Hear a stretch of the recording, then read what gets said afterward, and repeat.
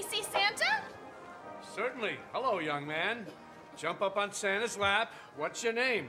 Zach? Zach. And have you been a good boy this year, Zach? Yes. Good. Now tell Santa what you want for Christmas, and he'll get it for you. Santa Claus is the mythological figure at the head of the modern Western Christmas holiday. His story is told to children worldwide to inspire wonder and excitement. As the myth goes, a jolly fat man dressed in red flies around the world on a magical sled every Christmas Eve to deliver gifts to children who have been nice and coal to those who have been naughty. While many surviving traditions of the current version of this holiday are no doubt Christian in origin, including the name of Saint Nick and Christmas itself, many ideas and customs also originate from the early Germanic culture of Central and Northern Europe. The modern Christmas is a melting pot of various midwinter celebrations that come from the Germanic cultures of early Europe. Stories that this culture told of their version of Santa Claus are a window to the German region over 1,000 years ago, as stories at their core are the ideas and beliefs of their tellers, and thus reflect upon the beliefs and events of the storyteller's time.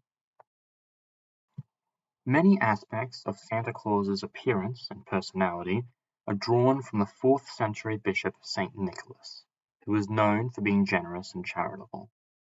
While gift-giving was a part of midwinter celebrations in several cultures centuries before the time of Saint Nicholas, the charitable aspect of his personality became part of the Yule mythos, the Nordic version of Christmas.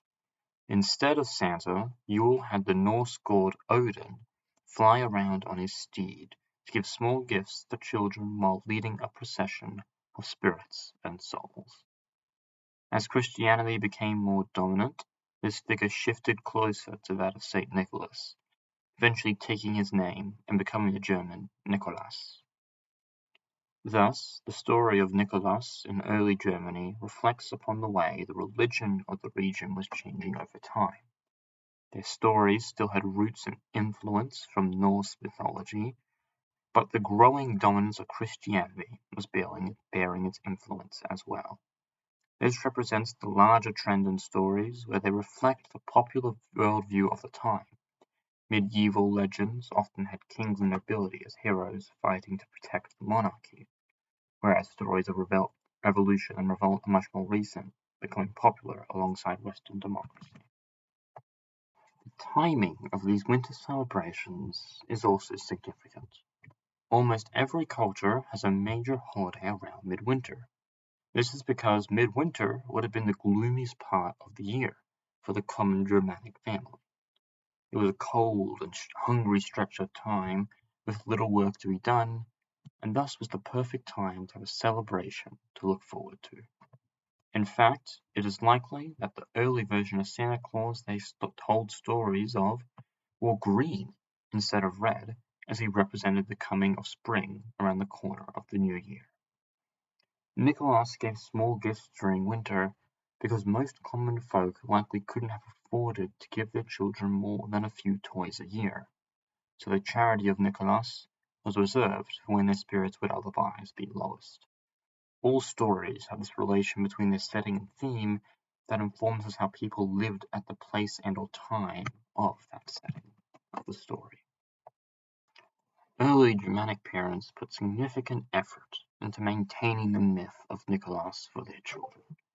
Some villages even had someone dress up and go door to door to hand children the gifts from Nicholas each year. This value that they placed on their children is also shown in their code of law. The early German laws, as recorded by a Roman general, had fines as punishment for most crimes, and the fines for performing any act against children is many times higher than for performing the same act against an adult. Now, this may simply seem moral and logical, as children are much more vulnerable, but these laws are 2,000 years old. Those same laws gave women few to no rights and had systems in place for the organized function of slavery. The value placed on children is further evidenced by the fact that killing a woman capable of giving birth is penalized far more than killing a woman who cannot have children. While the magic of the holidays can be enjoyed by anyone, the stories parents tell about the magical gift giver are for the sake of their children. The degree to which a myth is valued by people reflects upon the value that society places upon the intended audience of said story.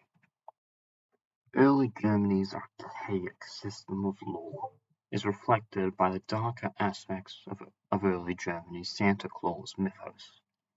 The kind saint who went door-to-door gift-giving was accompanied by a much more ominous character named Krampus, or other names depending on the region. It was Krampus. And as he had for thousands of years, Krampus came not to reward, but to punish. Not to give, but to take. He and his helpers.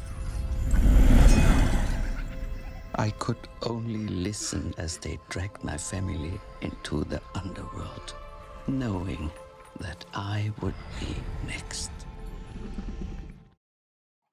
Said to be the son of Hel, the Norse god of the underworld, this monstrous creature would beat naughty children with branches and whips.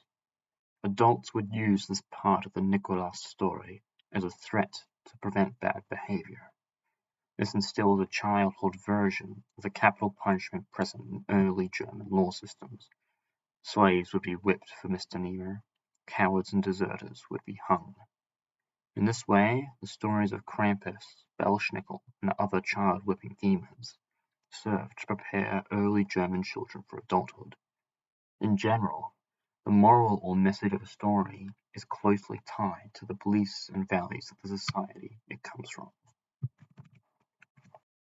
Stories that are as old as Santa Claus and his many versions have been told and retold for centuries, shaped and tinted to reflect the beliefs, culture, and lives of the storytellers. As one system of belief overcomes another in popularity, the story adapts to fit the mold. Over time, an old myth becomes a fossil full of remnants of old culture deposited onto the way people live their lives, the laws they follow, and the people they value. Whether set in the here and now or in a fantasy land far away, people tell stories about what they know and feel, so an old story is the clearest window into the past, unfettered by dishonesty and all the weapons time uses against knowledge.